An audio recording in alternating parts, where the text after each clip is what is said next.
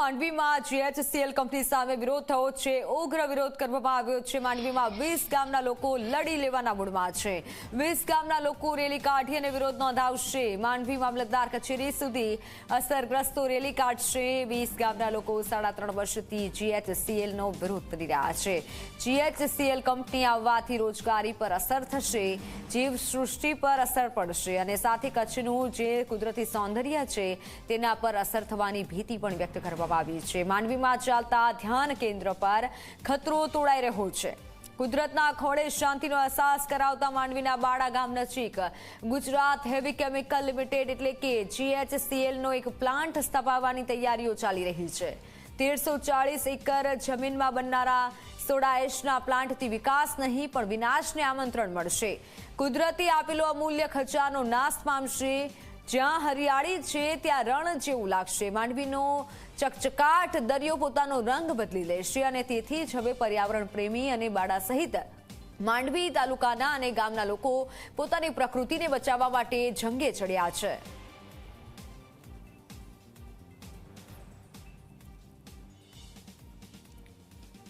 માંડવીથી મારી સાથે સંવાદદાતા ગૌરવ પટેલ જોડાઈ ચૂક્યા છે। ગૌરવ, ત્યાંના લોકોનું શું કહેવું છે?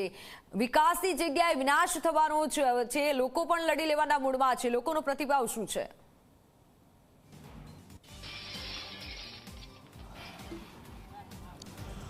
હું સૌથી પહેલા સીધા દ્રશ્યો તમને બતાવવા માંગીશ કચ્છ જિલ્લાના માંડવી તાલુકાના બાડા ગામમાં કે જ્યાં બાડા ગામની આસપાસના 20 જેટલા ગામો છે જે સીધી રીતે જીએચસીએલ કંપનીથી અફેક્ટેડ થવાના છે।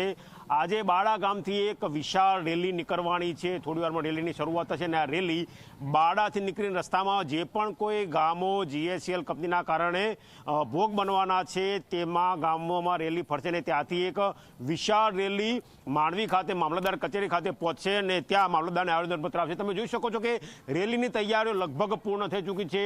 દરિયાઈ જીવોનો દુશ્મન એટલે જીએચસીએલ, ઝેરી કેમિકલ કંપની એટલે જીએચસીએલ, ખેતીને ખતમ કરનાર કંપની એટલે જીએચસીએલ, બાડા બચાવો જીએચસીએલ બચાવો, go back GHCL, save Bada, go back GHCL, Gujarat heavy chemical limited company, Kutchi ભાષામાં કહેવાય નથી ખપે નથી ખપે કંપની નથી ખપે। એટલે આ જે લોકોનો રોષ છે તે ઉભરીને સામે આવ્યો છે અને આજે એક વિશાળ રેલી સ્વરૂપે તે લોકો અહીંથી નીકળવાના છે અને મામલતદારને આવેદનપત્ર આપીને પોતાની રજૂઆત કરશે। વિજયસિંહ જે ગામના સ્થાનિક આગેવાન છે તેમની સાથે વાત કરીશું। વિજયસિંહ, એક વિશાળ રેલી શરૂ થવાની છે, શા માટે રેલી, ક્યાંથી નીકળશે અને શું માંગણી? એક તો અમારી રેલી છે એ કંપનીના વિરુદ્ધમાં છે અને અમારો અહીંયા કચ્છી એક સ્લોગન છે, નથી ખપે નથી ખપે ઈ કેમિકલ કંપની અસાકે નથી ખપે। એ કચ્છી ભાષામાં અમે સ્લોગન બનાવ્યો છે। અહીંયા બાળાથી આ 2:30 વાગે અહીંયાથી નીકળવાના છીએ। બાળાથી રસ્તામાં જનકપુર, પાંચોટિયા, ભાડા, નાના લાયજા, મોટા લાયજા, ભીસરા, કાઠડા, મેરાવ, સિરવા અને ગોધરા એ બધા ગામના અમારા સાથે જોડાવાના છે। આ સાઈડના ગામોમાં જોઈએ તો મોડકુબા, માપર, વીડ, કોકલિયા, લેઢિયા અને બાયટના ગામના બધા અમારા ગામમાં અત્યારે હાજર છે અને એ બધા ગામોની 20 ગામોની અમારી અહીંયાથી રેલી નીકળવાની છે। 3-3:30 વાગે અમે માંડવી પહોંચી જશું અને 4 વાગે અમે આવેદન આપવાના છીએ। શું માંગણી છે? આ રેલીનું મુખ્ય કારણ શું? આ રેલીનું મુખ્ય કારણ છે કે આ કંપનીને કોઈ પણ હિસાબે પરમિશન ન મળવી જોઈએ। આ કંપની અહીંયાથી ભાગવી જોઈએ। લોકો કહે છે કે જો વિકાસ થાય, કંપની આવે તો રોજગાર મળે, સ્થાનિકોને રોજગાર મળે, યુવાનોને રોજગાર મળે। તમે યંગ છો, તમે કંપનીનો વિરોધ કેમ કરી રહ્યા છો? તમામ કંપની જે દાવાઓ કરી રહી છે રોજગારીના, તે તમામ દાવાઓ પોકલ છે।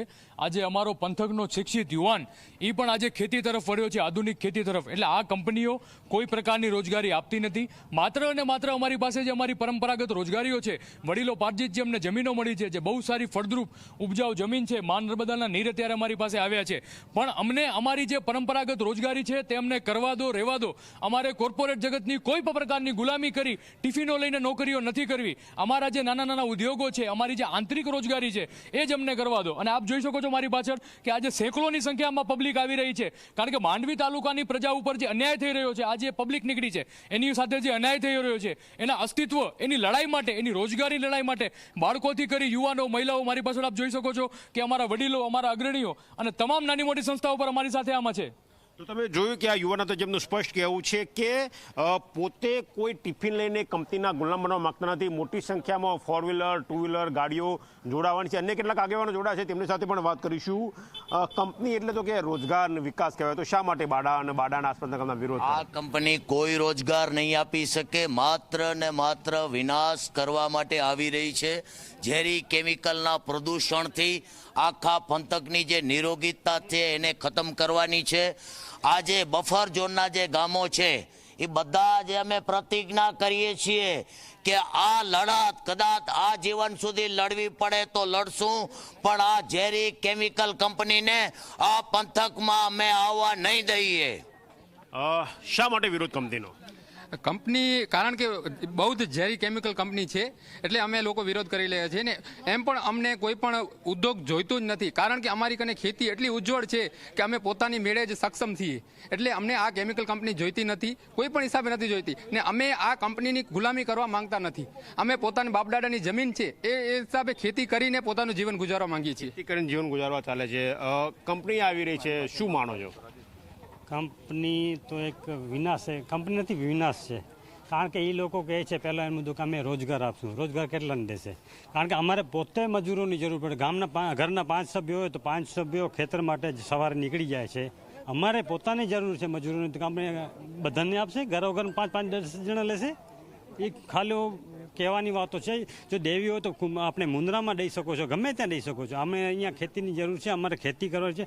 સારા એવા બગીચા ઊભા કરી લીધા છે, આમ તમે જોઈ શકો છો ગમે ત્યાં. હવે બધું પગભર આત્મનિર્ભર જ્યારે ખેડૂત બને છે ત્યારે તમે આવી કંપની લઈને શું કરો? તમે એમને હેરાન કરો છો તમે. તો તમે જોયું કે આ સ્થાનિક લોકો હતા જે રેલીમાં જોડાયા છે, માંડવી જશે, મામલતદારને આવેદનપત્ર આપશે. તેમનું કહેવું છે કે કંપની એવી જગ્યાએ હોવી જોઈએ કે જ્યાં રોજગાર ના હોય. અહીંયા તેઓ પોતે આત્મનિર્ભર છે, સ્વનિર્ભર છે. વડીલો પાર્જી જે જમીન છે તેમાં સારી ખેતી કરી રહ્યા છે, સારા બાગાયતી પાક માટેના બગીચા તેમને ઊભા કર્યા છે.